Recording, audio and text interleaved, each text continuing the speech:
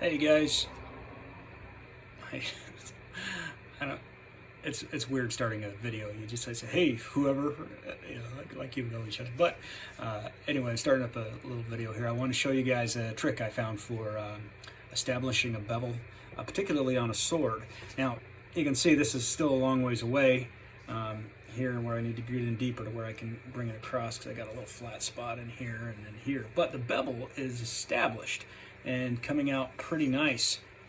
I'm pretty happy with this. Now, typically to establish a bevel, I run my 2x72 grinder vertical, and I just work at it, and I do it by hand, back and forth, and I can just feel it by hand, trying to keep it straight. And then after I get it all ground in, I'll take a piece of sandpaper, wrap it in a block, and back and forth like this to take out any uneven ripples. And that works okay, but it does take a long time, and it's hard to get the initial bevel established very cleanly. While I was working on this bastard sword today, I had an idea to use my my super magnet. If you saw my show, well, it's not my show, but you saw my episode of the show, I use that long kitchen magnet that you can get at Harbor Freight for like $6 or $7 to stick some pieces of steel to the magnet to grind them all down at once, saving some time, making it a little easier to hold on to that steel. Well, I've used that magnet for several things. I use it for that. I use it for checking the temperature of my blade right before quench, because it's got a long enough handle that I can go up and down pretty nicely. I like to stick it to the back side of my blade to hold my blade rigid while I'm working on my bevel, because blades will flex, and while you're pressing them against a grinder, it'll flex it and cause you to get a little wobble in your bevel. But today I had a cool idea, and I thought I would share it with you. So I am just filming this on my iPhone, and I don't really know how to do this. I do not have a little button to turn the camera around, so I'm going to just carry the camera, physically turn it around, and hope you can see what I'm talking about. All right.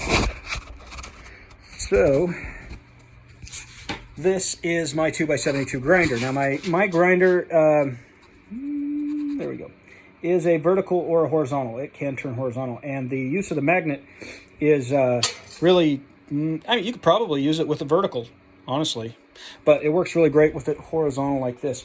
And basically, it's real simple. Just take this big, long kitchen magnet. So this thing you can get at Harbor Freight for like $7, and it sticks to the wall to hold your knives to the wall. It's great, but it useful for a lot of things. Well, I had this thought today. I would just stick it to my grinder, to the surface plate of my grinder, get it to line up real nicely, nice and square. I don't know if that was square or not. Let's see. There we go. Nice and square. Now, that sticks pretty good just like that, and you could just leave it just like that, but I do like to have a little extra security, so I put a couple extra clamps on it to make sure it's going to stay nice and tight. Okay, now that I've got it on there, I want to make sure it's pretty square. Looks good. Now I don't know if you can see that or not. There we go. Kick on my grinder. And the cool part about it is that the magnet pulls the bottom of the blade up against the magnet and allows the top of the blade to lay up against the grinder. And it gives you, draw it back and forth, and you can put a real nice bevel in. Very easy. So pretty cool use of the magnet and the horizontal grinder. You can get that bevel established really nicely, and then put it on with the grinder going vertical. Put a clamp. This is actually very easy to do.